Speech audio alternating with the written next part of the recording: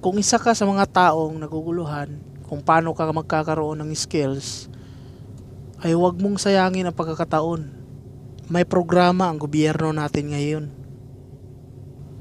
para sa mga taong hindi nakapagtapos o sa mga taong gustong matuto. Kagaya ko guys, hindi ako nakapagtapos. High school graduate lang ako.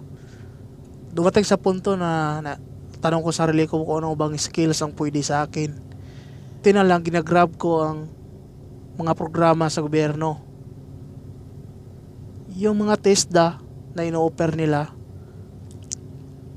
Isa ako guys sa mga bunga ng TESDA.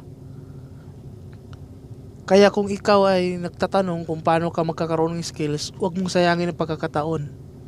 Yung programa ng gobyerno, malaking tulong yan para sa atin na para magkaroon tayo ng